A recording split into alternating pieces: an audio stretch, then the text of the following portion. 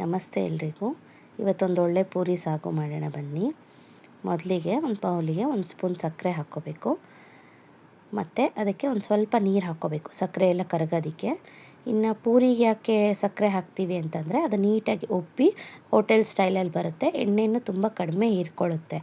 ಅದಕ್ಕೋಸ್ಕರನೇ ನಾವಿಲ್ಲಿ ಯಾವುದೇ ಸೋಡಾ ಏನೂ ಬಳಸ್ತಾ ಇಲ್ಲ. ಸೊ ನ್ಯಾಚುರಲಾಗಿ ಮನೇಲೇ ರುಚಿಯಾಗಿ ಮಾಡ್ಕೊಳ್ಳೋಣ ಬನ್ನಿ. ಮತ್ತು ಸ್ವಲ್ಪ ರುಚಿಗೆ ತಕ್ಕಷ್ಟು ಉಪ್ಪು ಮತ್ತು ಕಾಳು ಹಾಕ್ತಿದ್ದೀನಿ, ಅದು ಡೈಜೆಷನ್ಗೋಸ್ಕರ ಹಾಕ್ಕೋತೀನಿ, ಮತ್ತು ಟೇಸ್ಟು ಚೆನ್ನಾಗಿರುತ್ತೆ. ನಿಮಗೆ ಬೇಡ ಅಂದರೆ ಸ್ಕಿಪ್ ಮಾಡ್ಬೋದು.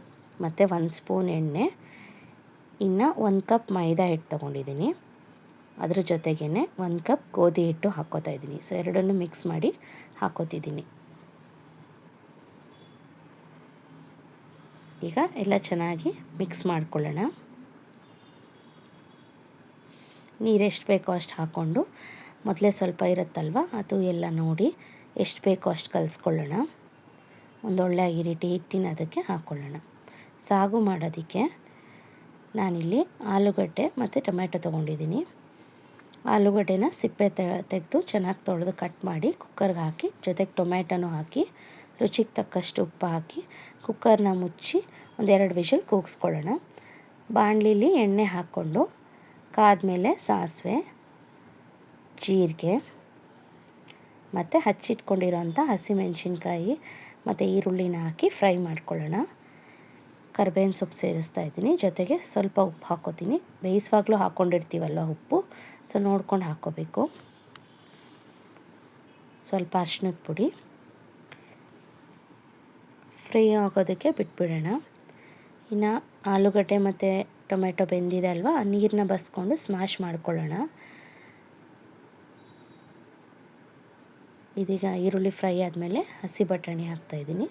ಸ್ವಲ್ಪ ಹಸಿ ಬಟಾಣಿ ಬೆಂದ ತಕ್ಷಣ ಸ್ಮ್ಯಾಶ್ ಮಾಡಿ ಹಾಕ್ಕೊಂಡಿರೋಂಥ ಆಲೂಗಡ್ಡೆ ಟೊಮೆಟೊನ ಹಾಕ್ಕೊಂಡು ನೀರನ್ನ ಎಷ್ಟು ಬೇಕೋ ಅಷ್ಟು ಹಾಕ್ಕೊಳ್ಳೋಣ. ಸ್ವಲ್ಪ ತೆಳ್ಳಗೆ ಇರಲಿ, ಯಾಕಂದರೆ ಮತ್ತೆ ಅದು ಗಟ್ಟಿ ಆಗುತ್ತೆ. ನೋಡಿ ಈ ಕನ್ಸಿಸ್ಟೆನ್ಸಿಗೆ ಆದಮೇಲೆ 1 ನಿಮಿಷ ಕುದಿಯೋಕ್ಕೆ ಬಿಟ್ಬಿಡೋಣ.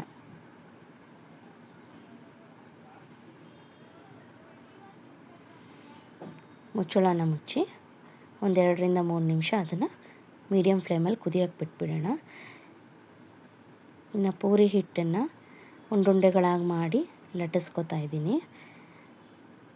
ತುಂಬ ತೆಳ್ಳಗೂ ಇರಬಾರ್ದು, ತುಂಬ ದಪ್ಪನೂ ಇರಬಾರ್ದು, ಒಂದೇ ಅಳತೆಯಲ್ಲಿ ಮಾಡಿಕೊಂಡ್ರೆ ಪೂರಿ ಚೆನ್ನಾಗಿ ಹದವಾಗಿ ಬರುತ್ತೆ. ನೋಡಿ ಈ ರೀತಿ. ಸೊ ಎಲ್ಲ ಪೂರಿಗಳನ್ನ ಈ ರೀತಿ ಲಟ್ಟಿಸಿ ಎತ್ತಿಟ್ಕೊಂಡಿದ್ದೀನಿ ಪ್ಲೇಟಲ್ಲಿ. ಎಣ್ಣೆ ಕಾದಿರಬೇಕು.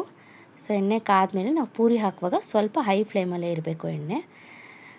ಆಮೇಲೆ ಎಣ್ಣೆ ಒಳಗೆ ಹಿಂಗೆ ಪೂರಿನ ಹಾಕಿದ ತಕ್ಷಣ ನೋಡಿ ಅದೇ ನ್ಯಾಚುರಲಾಗಿ ಉಬ್ಬಕ್ಕೆ ಸ್ಟಾರ್ಟ್ ಆಗುತ್ತೆ. ಸ್ವಲ್ಪ ನಾವು ಅದರಲ್ಲಿ ಹಿಂಗೆ ಪ್ರೆಸ್ ಮಾಡಿದ್ರೆ ಸಾಕು, ನೀಟಾಗಿ ಪೂರಿ ಉಬ್ಬಿ ನ್ಯಾಚುರಲ್ಲಾಗಿ ಬರುತ್ತೆ. ಎಣ್ಣೆನೂ ಜಾಸ್ತಿ ಹೀರ್ಕೊಳ್ಳಲ್ಲ, ಆರಾಮಾಗಿ ತಿನ್ಬೋದು. ಸೊ ಮಕ್ಕಳಿಗೂ ಎಲ್ಲ ಕೊಡ್ಬೋದು. ನಾವು ಹೋಟೆಲಲ್ಲೆಲ್ಲ ತಿನ್ನೋದು ಸೋಡಾ ಹಾಕಿರ್ತಾರೆ ಅಥವಾ ತುಂಬ ಎಣ್ಣೆ ಇರುತ್ತೆ ಅನ್ನೋ ಥರ ಏನೂ ಇಲ್ಲ. ನೋಡ್ಬೋದು ನೀವಲ್ಲಿ ಎಣ್ಣೆ ಏನು ಹೀರ್ಕೊಳ್ಳಲ್ಲ ಜಾಸ್ತಿ. ನೋಡಿ ಈ ರೀತಿ ಟಿಶ್ಯೂ ಪೇಪರಲ್ಲಿ ಹಾಕ್ಕೋತಾ ಇದ್ದೀನಿ. ನೋಡಿ ಅದೇ ಎಷ್ಟು ಚೆನ್ನಾಗಿ ಉಬ್ಬಿ ಬರುತ್ತೆ ನೋಡಿ. ನಾವು ಯಾವ ಸೋಡಾನೂ ಏನೂ ಹಾಕಿಲ್ಲ, ಸೊ ಸಕ್ಕರೆ ಹಾಕಿರೋದೇ ಅದಕ್ಕೆ ಒಂದು ಪ್ಲಸ್ ಪಾಯಿಂಟು. ನೋಡಿ ಈ ರೀತಿ ಎಲ್ಲ ಒಂದೊಂದೇ ಪೂರಿನ ತೆಗೆದಿಟ್ಕೋತಾ ಇದ್ದೀವಿ. ನೀವು ಟ್ರೈ ಮಾಡಿ ನಿಮ್ಮ ಮನೇಲಿ, ಹೇಗಿತ್ತು ಅಂತ ಹೇಳಿ. ಹಾಗೆ ನಮ್ಮ ಚಾನಲ್ನ ಸಬ್ಸ್ಕ್ರೈಬ್ ಮಾಡಿ. ನೋಡ್ತಾ ಇದ್ದೀರಲ್ಲ, ತುಂಬ ರುಚಿಯಾಗಿ ಬಂದಿತ್ತು ನೋಡಿ. ಸಾಗುನು ಗಟ್ಟಿಯಾಗಿದೆ, ಸ್ವಲ್ಪ ಹೊತ್ತು ಬಿಟ್ಟರೆ ಗಟ್ಟಿಯಾಗುತ್ತೆ. ಎಲ್ಲ ಪೂರಿನೂ ರೆಡಿಯಾಗಿದೆ. Thank you.